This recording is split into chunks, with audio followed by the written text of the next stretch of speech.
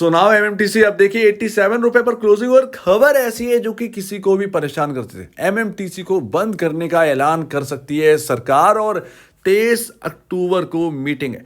आप देखिए यहां पर जो है काफी टाइम से जो हमने पिछली बार बात करी तो मैंने आपको बताया था किस तरीके से बातें चल रही हैं एमएमटीसी और एसटीसी इंडिया लिमिटेड, जो कि मैंने आपको काम बताया था, ट्रेडिंग का काम है इन सभी का और सरकार इनके थ्रू ट्रेडिंग करती है। आप स्टॉक ब्रोकिंग नहीं है, लेकिन यहां पर जो है आपके इंपोर्ट एक्सपोर्ट का पूरा काम एमएमटीसी और एसटीसी इंडिया कहीं ना कहीं करती थी।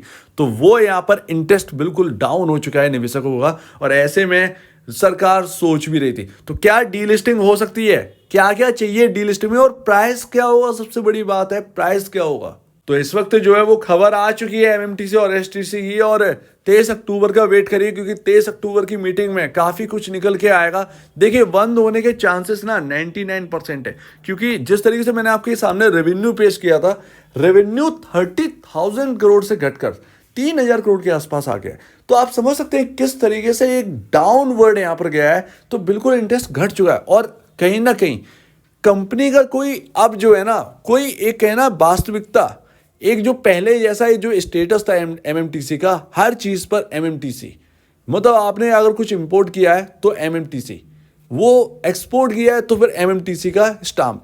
तो ये सब ना अब नहीं रहा है, अब वो टाइम नहीं रहा। तो एमएमटीसी का यहाँ पर जो है ना प्रॉब्लम हो सकती है और चलाने में जो है प्रॉब्लम आ सकती है, तो उसके वजह से। लेकिन एक लिस्टिंग कंपनी है, लिस्टेड कंपनी है, तो इसमें चाहिए क्या क्या है, होल्डिंग चाहिए है। किसके पास कितनी ज़्यादा होल्डिंग है, सबसे बड़ी बात यह है किसके पास कितनी होल्डिंग है। तो अभी देखिए पूरी बात शुरू करने से पहले मैं आपको बता दूं कि अभी देखिए जो खबरें आई हैं, खबर आ रही है, पूरी तरीके से अप्रूव नहीं हो चुकी है। ये ध्यान रखिएगा एमटीसी के अंदर कि वाकई में क्लोज करना है कंपनियों को, ये अभी पूरी तरीके से खबर नहीं आई है। ये आपको 23 तारीख को मीटिंग में पता चलेगी। तो ध्यान रखिएगा अभी अटकलें हैं। अब लाइकली हर जगह चल रहा है कि खबरें चल रही हैं, खबरों की पुष्टि नहीं हो गई है। पुष्टि होना और खबरें चलने में काफी अंतर है, तो इसमें अटक मत जाइएगा। जो कुछ भी होगा वो 23 तारीख को पता चलेगा। 23 अक्टूबर जो डेट फिक्स करी गई है उस दिन पता चलेगा। लेकिन फिर भी अगर डीलिस्ट होती है तो क्या होना चाहिए, क्या यहाँ पर चाहिए, जरा देखिएगा यहाँ पर। तो अगर आप देखेंगे तो 89.93% आपका होल्ड करते हैं president of India. President of India यहां पर होल्ड करते हैं, यानी सरकार होल्ड करती है भैया। तो 89.93%, यानी कि अगर यहां पर रिटेल इन्वेस्टर बहुत ज़्यादा होता तो फिर यहां पर एक अटकलें या फिर यहां पर कहीं एफआईआईज ज़्यादा होते, डीआईएस ज़्यादा होते, तो फिर एक प्राइस को मैनेज करने में एक दबाव बनाते हैं निवेशक। जैसे कि आपने देखा होगा वेदांता के अंदर डीलिस्टिंग की प्रक्रिया शुरू करी थी, डीलिस्टिंग ऑफर प्राइस रखा, लेकिन एलआईसी जो है वो मुकर गई, क्योंकि उन्हें था कि भैया 404 रुपए पर डीलिस्ट कराओ, 404 रुपए में डीलिस्ट कराओ, 404 या समथिंग कुछ भी 400 के ऊपर था उनका ये कहना था। तो वो पीछे हट गए, जिस वजह से वेदांता यहाँ पर डीलिस्ट नहीं हो पाया था। अब यहाँ पर क्या है, एफआईआईज आपका 0.02%, कोई वजूद ही नहीं है। डीआईएस की बात करें 2.52%, जो कि यहाँ पर जो है आपके जो म्यूचुअल फंड्स हैं वो होल्ड कर रहे हैं, तो वो 2.52% है। रिटेल इन्वेस्टर आपका 7.53% इस कंपनी के अंदर होल्ड करता है। तो ज़्यादातर अगर आप पूरा ऐड कर दोगे 10.07% यहाँ पर जो है ना आप पब्लिक होल्डिंग निकलती है। यानी कि अगर आप देखें तो मेजॉरिटी ऑफ शेयर्स प्रमोटर के पास है, यानी कि सरकार के पास है, प्रेसिडेंट ऑफ इंडिया के पास है। तो यहाँ पर जो वो डिसाइड करेंगे यहाँ पर वो होने वाला है। लेकिन अब जो प्राइस की बात करें, प्राइस आप प्रिडिक्ट कर सकते हैं, लेकिन आप जो है एक सही प्राइस डिसाइड नहीं कर सकते। जो प्राइस होगा वो यहाँ पर रखा जाएगा और उसकी एक प्रक्रिया होगी, वो प्राइस तय किया जाएगा और उस प्राइस के भाव पर आपके अकाउंट में आपका पैसा आएगा। यानी कि आप बेचें ना बेचें अभी, लेकिन जब वो डेट आएगी डीलिस्टिंग की, वो डीलिस्टिंग डेट यानी कि वो बिल्कुल यहाँ पर नोटेड डे होगी, और अगर आप शेयर नहीं बेचते हो तो यार उस दिन आपका जो है ना वो मान लिया जाएगा कि आपका इस प्राइस पर डीलिस्ट करना है। तो वो डीलिस्टिंग प्राइस जो है वो अभी आना बाकी है, डरिएगा मत, लेकिन यहाँ पर जो है डीलिस्टिंग प्राइस आएगा। अब वो कितना होगा वो नहीं पता, हो सकता है कि आपके जो करंट भाव है उससे ब्लो हो सकता है कि आपके करंट भाव से ऊपर निकले। सिंपल सी बात है, यहाँ ध्यान से सुनिएगा। हो सकता है कि आपकी करंट भाव 87 से ब्लो हो सकता है कि एबव हो।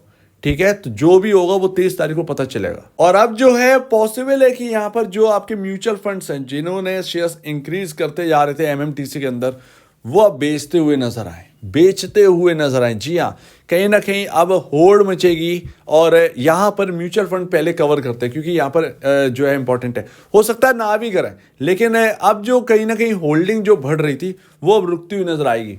करें या ना करें इसका कोई मतलब नहीं है, लेकिन फिलहाल जो है वो कल के दिन एक्शन पता चलेगा कि एमएमटीसी के अंदर क्या एक्शन हुआ है, तो वो कल के दिन देखते हैं कि क्या यहाँ पर रहने वाला है। अब यहाँ पर एक बात और ध्यान रखिएगा कि जरूरी नहीं है कि इस खबर से स्टॉक टूट ही जाए। कभी कभार क्या होता है कि डीलिस्ट की खबर से यहां पर स्टॉक चलते हैं, अच्छे खासे तरीके से चलते हैं। पॉसिबल है कि यहां पर आप सोच रहे हो बेचने की, पता चला कि यहां पर स्टॉक रनअप कर गया, तो इसमें कोई अनुमान नहीं लगा सकते आप। ठीक है, ये तो मार्केट है, मार्केट किधर क्या करेगा ये किसी को नहीं पता। तो वो आप यहाँ पर ना थोड़ा सोच समझ के करिएगा। मेरे ख्याल से आपको थोड़ा सा ठंडे दिमाग से यहाँ पर जो है ना काम लेना है। ध्यान रखिएगा, पैनिक मत आइएगा, ये सरकारी काम है आपका। यहाँ पर जो है ना कुछ ऐसा वैसा काम नहीं है। वो प्राइस तय करके देंगे, ऐसा नहीं है कि आपको फंसा देंगे, वो प्राइस तय करके देंगे। सब कुछ प्रक्रिया एक हिसाब से होनी है, एक सरकारी हिसाब से होनी है। तो ध्यान रखिएगा, इसमें आपका कोई बहुत ज़्यादा जोखिम नहीं है इसके अंदर। अगर आपके पास शेयर है वो पूरा एक डिसाइड किया जाएगा, ठीक है, तो वो यहाँ पर ध्यान रखिएगा। और अगर आप वैल्यू देखें तो अभी यहाँ पर जो है ना बुक वैल्यू 9.43 है। मेरे ख्याल से आपको बहुत ज़्यादा लॉस नहीं होगा अगर डीलिस्टिंग प्राइस यहाँ पर तय किया जाएगा। ऑलमोस्ट कहीं ना कहीं 50 से एबव या 50 के आसपास होने चाहिए। बहुत रेयर केस होगा कि मतलब आपका 100 के ऊपर निकल जाए वो प्राइस, बहुत ज़्यादा, मतलब उसमें तो शेयर होल्डर्स की लॉटरी लग गई समझिए। लेकिन मुझे लगता है कि 23 तारीख को ये पता नहीं चलेगा, 23 तारीख को ये नहीं निकल के आया। 23 तारीख को ये कहेंगे कि हाँ अब वक्त आ गया है एमएमटीसी को बंद करने का, एसटीसी को बंद करने का, और हम बंद करेंगे। और अब इसकी प्रक्रिया शुरू करी जाएगी क्योंकि लिस्टेड कंपनी है। तो यहाँ पर जो है सरकारी जो कामकाज करती हैं जो कंपनी, वो यहाँ पर तय करेगी कि प्राइस, इसका रियल प्राइस क्या होना चाहिए। बेस्ड ऑन यहाँ पर जो है फंडामेंटल या जो कुछ भी है वो एक प्राइस तय करेंगे। उस प्राइस के भाव के हिसाब से आपके शेयर डीलिस्टिंग प्राइस आएगा और उस हिसाब से आपका डीलिस्ट होगा। तो यहाँ पर तैयारी रखिए। 23 तारीख को जहाँ तक कुछ ना आए, 23 तारीख के बाद ही यहाँ पर होता हुआ नजर आए, और हो सकता है इस साल के भीतर भीतर ये काम हो भी जाए। तो यहाँ पर तैयारी रखिए। एंड लास्ट, आज की जो कैंडल है वो बड़ा ही विचित्र कैंडल है, अगर आप कह सकते हैं, बड़ा अजीब है। और ये वो कैंडल है जो कि बता रही है कि निवेशक जो है ना वो बहुत ही ज़्यादा डाउटफुल है। और जो एकदम बिल्कुल बीच में हो सकता है कि यहाँ से एक अपमूव आए, हो सकता है अगर यहाँ से एक डाउनसाइड पकड़ना स्टार्ट किया तो एक अच्छे खासा करेक्शन यहाँ पर देखने को मिल सकता है। तो देखिएगा कल के दिन क्या रहता है। लेकिन फिलहाल आज की कैंडल तो यही कह रही है, तेजी आपको जो दिख रही है ना, वो यहाँ पर तेजी नहीं है, वो एक्चुअल में अगर आप देखेंगे तो एक तरीके से यहाँ पर घाटा ही दिखाई दे रहा है। ठीक है, तो वो यहाँ पर देखिएगा। और यहाँ पर कन्फ्यूज़न का कैंडल है ये कन्फ्यूजन का कैंडल। सो लेट्स सी कल के दिन क्या होता है। कल असली रिएक्ट यहाँ पर एमएमटीसी एसटीसी इंडिया करते हुए नजर आएंगे। अगर अपसाइड यहाँ पर देखने को मिली तो कहीं ना कहीं ये काफ़ी ज़्यादा पॉजिटिव ले रहे हैं। तो सो उम्मीद है आप इस बात को समझेंगे। आप अपने एडवाइज़र, अपने ब्रोकर से पूछ कर ये काम करिएगा कि एमएमटीसी के अंदर क्या करें। मेरे ख्याल से आपको बहुत ही सोच समझ कर काम करना चाहिए। हो सकता है कि आपका यहाँ पर पैसा बनते हुए नजर आए, हो सकता है यहाँ से करेक्शन देख ले। सो उम्मीद है आप इस बात को समझेंगे। आप क्या क्या कहना है इसके ऊपर कमेंट सेक्शन में कहिए। और अब वीडियो देखने के लिए बहुत धन्यवाद दोस्तों।